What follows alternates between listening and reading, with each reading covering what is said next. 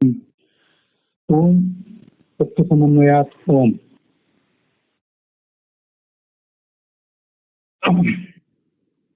ಈ ಹಿಂದೆ ಹೀಗೆ ಶಂಕೆ ಬಂತು, ರುದ್ರಾದಿಗಳು ಕೂಡ ಆಗಮೋದಿಗಳು ಯಾಕೆ ಆಗಬಾರ್ದು, ಅದರಿಂದ ವಿಷ್ಣುವಿಗೆ ಸರ್ವೋತ್ತಮತ್ವವನ್ನ ಹೇಗೆ ಹೇಳ್ತೀರಿ ಅನ್ನುವಂತ ಪ್ರಶ್ನೆ ಬಂತು. ಅದಕ್ಕೆ ತತ್ತು ಆ ಭಗವಂತನಿಗೆ ವಿಷ್ಣುವಿಗೆ ಸರ್ವಕರ್ತೃತ್ವವನ್ನ ಸರ್ವಜ್ಞತ್ವವನ್ನ ನಾವೇನ್ ಹೇಳ್ತೀವಲ್ಲ ಅದು ಸಮನ್ವಯ. ಎಲ್ಲಾ ಶಾಸ್ತ್ರಗಳ ಸಮನ್ವಯವು ಕೂಡ ಈ ಭಗವಂತನಲ್ಲೇ ಆಗುವುದರಿಂದ, ಎಲ್ಲಾ ಶಾಸ್ತ್ರಗಳ ತಾತ್ಪರ್ಯವೂ ಕೂಡ ಭಗವಂತನಲ್ಲೇ ಇರುವುದರಿಂದ ಹೀಗೆ ನಾವು ಹೇಳಬೇಕಾಗಿದೆ ಅಂತ ಅರ್ಥ. ಅಲ್ಲಿ ಆಗಮೋದಿತ ಇತಿ ತದರ್ಥ ಸಮನ್ವಯಾದಿತಿ. ಆಗಮೋದಿತ ಇತಿ ವಿಷ್ಣುರೇವ ಇತಿ ಚ ಅಸ್ತಿ. ಹಿಂದಿನಿಂದ ವಿಷ್ಣುರೇವ ಆಗಮೋದಿತ ಅನ್ನೋದನ್ನ ಅಧ್ಯಯನ ಮಾಡ್ಕೋಬೇಕು.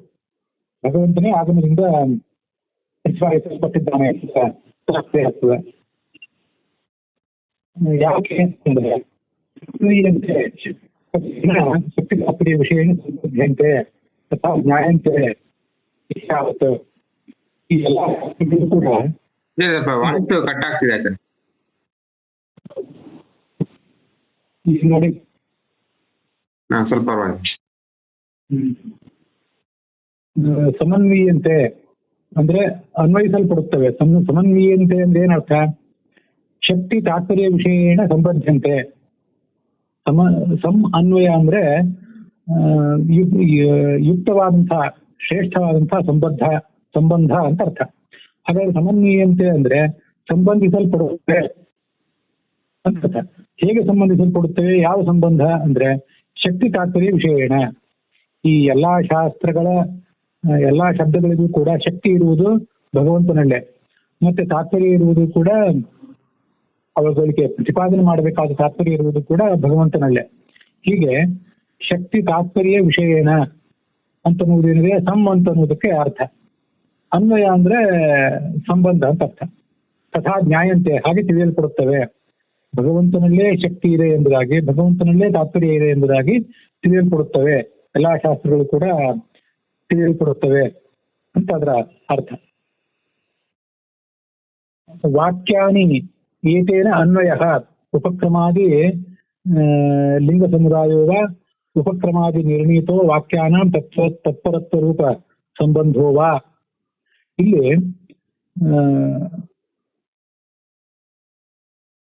ವಾಕ್ಯಾನಿ ಏತೇನ ಅನ್ವಯ.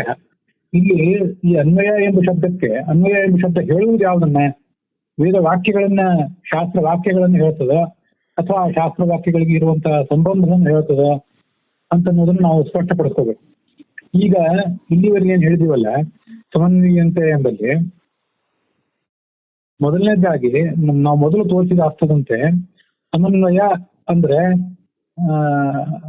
ಸಮನ್ವಯಂತೆ ಇತಿ ಸಮನ್ವಯ ತಸ್ಮಾತ್ ಸಮನ್ವಯಾತ್ ಅಂತ ಅರ್ಥ. ಹಾಗಾದ್ರೆ ಸಮನ್ವಯ ಅನ್ನೋ ಶಬ್ದ ಆ ಶಾಸ್ತ್ರದ ವಾಕ್ಯಗಳನ್ನೇ ಹೇಳ್ತದೆ ಅಂತ ಅಭಿಪ್ರಾಯ ಮೊದಲನೇ ಅರ್ಥದ ಪ್ರಕಾರ. ಎರಡನೇ ಅರ್ಥದ ಪ್ರಕಾರ ಈಗ ವಾಕ್ಯಾನಿ ಏತೇನ ಅನ್ವಯ ಉಪಕ್ರಮಾದಿ ಲಿಂಗ ಸಮುದಾಯೋವ ಅಲ್ಲಿ ಹೇಳ್ತಾ ಇರುವಂತೆ ಇಲ್ಲಿ ಅನ್ವಯ ಎಂಬ ಶಬ್ದ ವಾಕ್ಯಗಳನ್ನು ಹೇಳುವುದಿಲ್ಲ, ಹೊರತು ಆ ವಾಕ್ಯಗಳಲ್ಲಿ ಇರುವಂತಹ ಸಂಬಂಧವನ್ನು ಹೇಳ್ತದೆ. ಅದ್ಯಾವ ಸಂಬಂಧ? ಮತ್ತೆ ಇನ್ನೇನು ಯುಕ್ತಿಗಳು? ಎರಡು ಅರ್ಥಗಳನ್ನು ಹೇಳಿದ್ದಾರೆ. ಉಪಕ್ರಮಾದಿ ಲಿಂಗೋವ. ಸಮನ್ವಯ ಅಂತಂದ್ರೆ ಉಪಕ್ರಮಾದಿ ಲಿಂಗಗಳು, ಉಪಕ್ರಮ, ಉಪಸಂಹಾರ, ಅಭ್ಯಾಸ, ಅಪೂರ್ವತ, ಬಲ ಅಂತ ಹೀಗೆಲ್ಲ ಅದನ್ನ ಮುಂದೆ ಪ್ರತಿಪಾದನೆ ಮಾಡ್ತಾರೆ. ಆದ್ರಿಂದ ಸಮನ್ವಯ ಎಂಬ ಶಬ್ದ ಉಪಕ್ರಮಾದಿಗಳನ್ನ ಹೇಳ್ತದೆ. ವಾಕ್ಯಾನಿ ಏತೇನ ಅನ್ವಯ ಉಪಕ್ರಮಾದಿ ಲಿಂಗ ಸಮುದಾಯ ವಾ. ಲಿಂಗಗಳು ಅಂದ್ರೆ ಕಾರಣಗಳು, ಶಾಸ್ತ್ರದ ತಾತ್ಪರ್ಯವನ್ನು ನಿರ್ಣಯ ಮಾಡ್ಲಿಕ್ಕೆ ಇರಬೇಕಾದಂತಹ ಮೂಲ ಕಾರಣಗಳು ಅಂತ ಅರ್ಥ. ಅವುಗಳ ಸಮುದಾಯ. ಹೀಗೆ ಅನ್ವಯ ಎಂಬ ಶಬ್ದಕ್ಕೆ ಉಪಕ್ರಮಾದಿ ಸಮುದಾಯ ಅಂತ ಅರ್ಥ. ಹಾಗಾದ್ರೆ ಅನ್ವಯ ಅಂತಂದ್ರೆ ಉಪಕ್ರಮಾದಿ ಸಮುದಾಯಗಳಿಂದಾಗಿ ಅಥವಾ ಸಮುದಾಯಗಳ ಬೆಂಬಲ ನಮಗಿರೋದರಿಂದಾಗಿ ಅಂತ ಅದರ ಅರ್ಥ. ಈ ವಾಕ್ಯಾನಿ ಏತೇನ ಈ ಲಿಂಗ ಸಮುದಾಯಾದಿಗಳಿಂದ, ಉಪಕ್ರಮ ಉಪಸಂಹಾರಾದಿಗಳ ಕಾರಣದಿಂದಾಗಿ ವಾಕ್ಯಗಳು ಸಂಬಂಧಿಸಲ್ಪಡುತ್ತವೆ ಅಂತ ಈಗ ಅರ್ಥ ಅಲ್ಲಿ. ಸಮನ್ವೀಯಂತೆ ಅಂತ ಒಂದು ಅಧ್ಯಾಹಾರ ಮಾಡ್ಕೋಬೇಕು.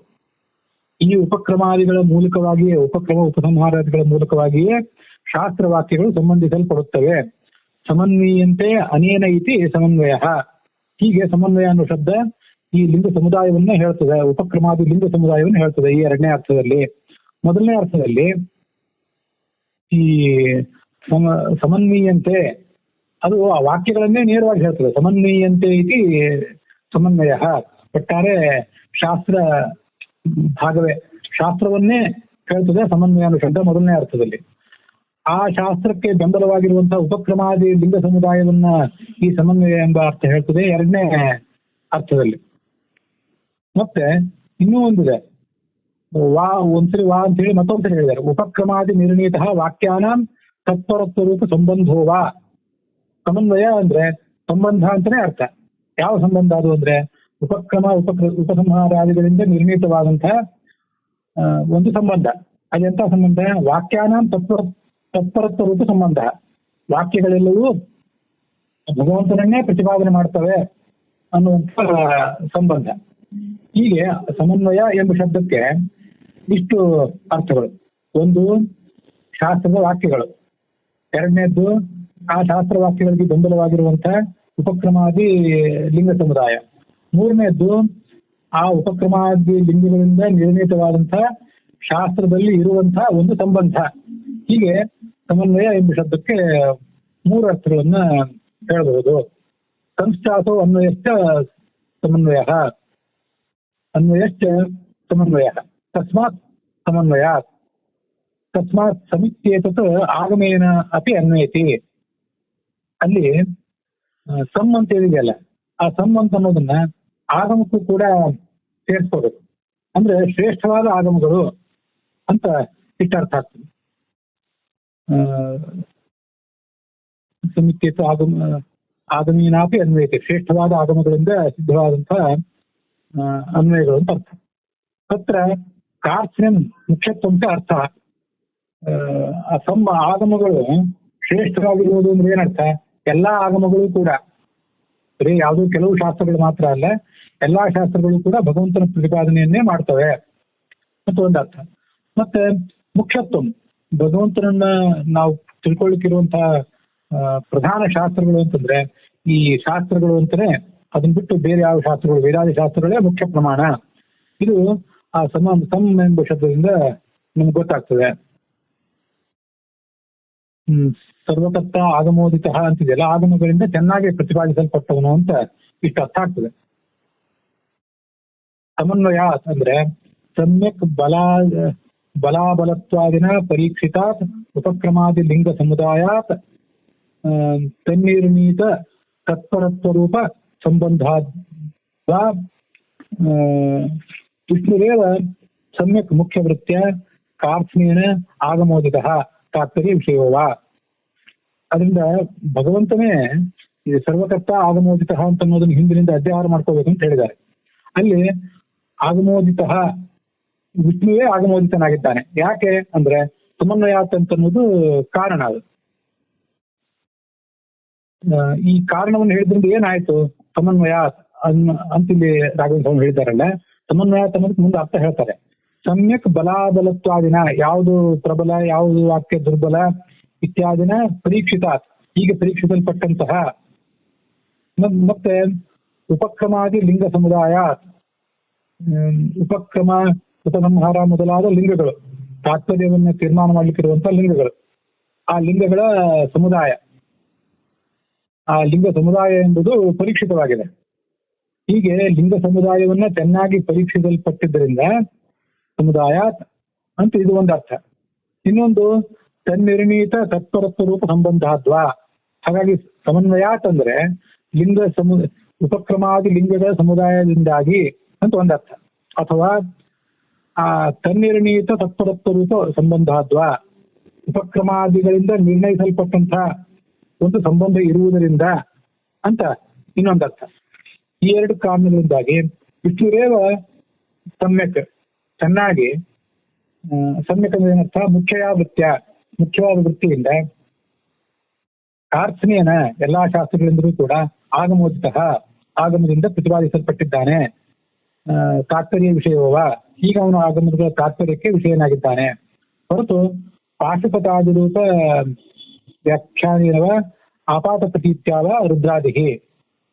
ಆಪಾತ ಪ್ರತೀತಿ ಅಲ್ಲ, ಆನುಮಾನಿಕ ಅಂತ ಬಂತಲ್ಲ, ನಿಮ್ಮ ಸ್ಥೂಲ ದೃಷ್ಟಿಗೆ ತೋಚಿದಂತೆ. ಆಪಾತ ದೃಷ್ಟಿ ಅಂದ್ರೆ ಸ್ಥೂಲ ದೃಷ್ಟಿ. ಆ ಸ್ಥೂಲ ದೃಷ್ಟಿಗೆ ತೋಚಿದಂತೆ ರುದ್ರಾದಿಗಳು ಮತ್ತಾರೋ ಸರ್ವಜ್ಞರಾಗೋದಿಲ್ಲ. ಅಥವಾ ಪಾಶುಪತಾದಿ ಶಾಸ್ತ್ರಗಳು ಯಾರೋ ಏನೋ ವ್ಯಾಖ್ಯಾನ ಮಾಡಿದ್ದೇವೆ ಅಂತೇಳಿ ಅವು ಕೂಡ ಅಲ್ಲಿ